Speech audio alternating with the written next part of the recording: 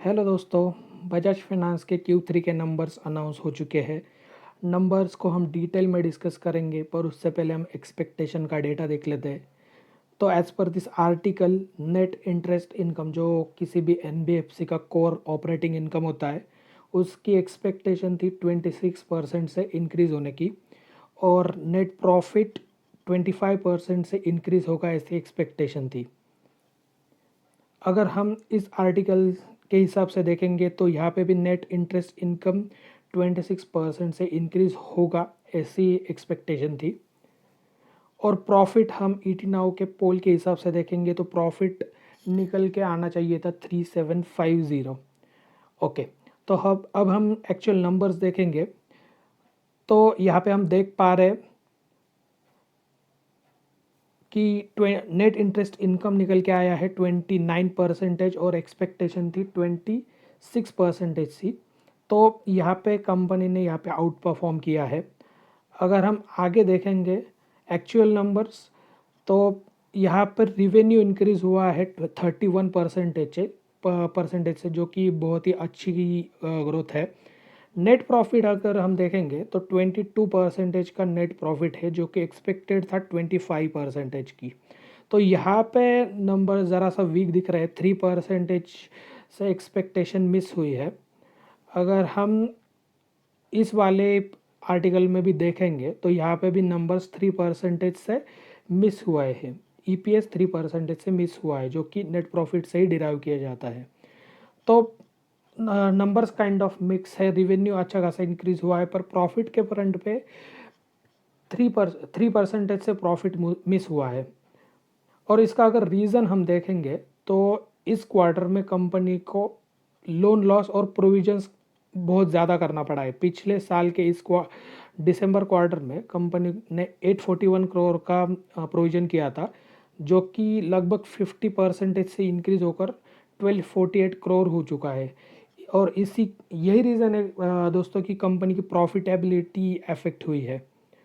अगर हम अगर अदर कुछ नंबर देखेंगे तो कंपनी की एसेट क्वालिटी, जो कि बहुत ही इम्पोर्टेंट पार्ट प्ले करती है किसी भी NBFC के लिए, वो 1.14 ग्रॉस NPA से डिक्रीज होकर 0.95% हो चुकी है, और 0.41 नेट NPA से डिक्रीज होकर 0.37% हो चुके हैं, जो कि बहुत ही अच्छे नंबर्स है दोस्तों।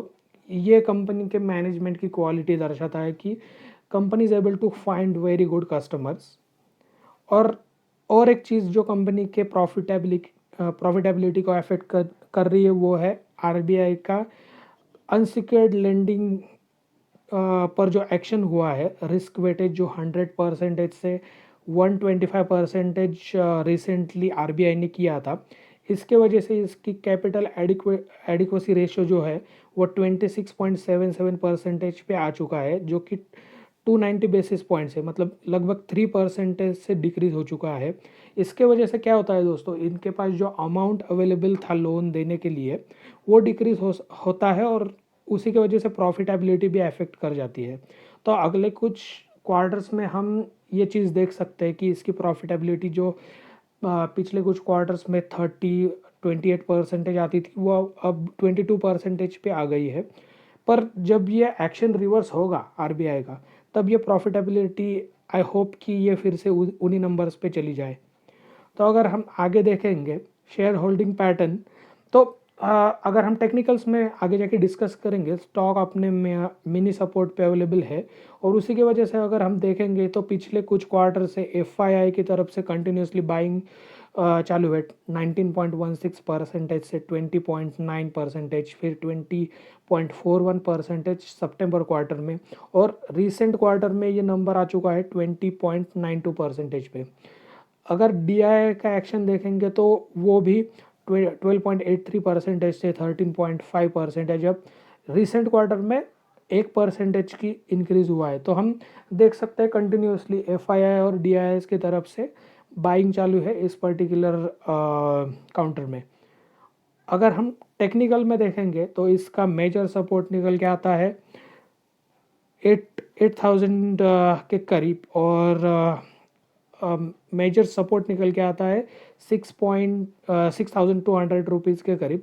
तो मुझे लगता नहीं है ये इस मेजर सपोर्ट पे आ जाएगा, पर इस पर्टिकुलर काउंटर में अगर हम देखेंगे तो हर 250 रुपीज़ में सपोर्ट बन जाता है। तो जिनके पास कोई भी स्टॉक नहीं है, कोई भी क्वांटिटी नहीं है इस स्टॉक की, तो वो इस सपोर्ट पे देख सकते हैं कुछ क्वांटिटी लेने की। और अगर स्टॉक ये एक्सपेक्टेशन मिस होने की वजह से और गिर जाता है तो और क्वांटिटी ऐड कर सकते हैं। पर्सनली इन्वेस्टर की स्ट्रेटजी ये रहती है दोस्तों कि 20% का डिस्काउंट जब तक आता नहीं है तब तक किसी में भी हाथ मत डालो। पर क्योंकि ये स्टॉक अपने मिनी सपोर्ट पे है और अगर गिरता नहीं है तो ये अच्छा खासा सपोर्ट बन जाएगा इसको एक्यूमुलेट करने के लिए। तो देखते हैं दोस्तों इस काउंटर में होता क्या है एक्सपेक्टेशन मिस होने की वजह से। अगर ये गिरता है तो अच्छा खासा मौका बन जाएगा एक्यूमुलेट करने के लिए, या फिर अगर साइडवेज चलता है तो होल्ड करना ही अच्छा रहेगा। तो देखते हैं, मिलते हैं अगले वीडियो में। Bye bye.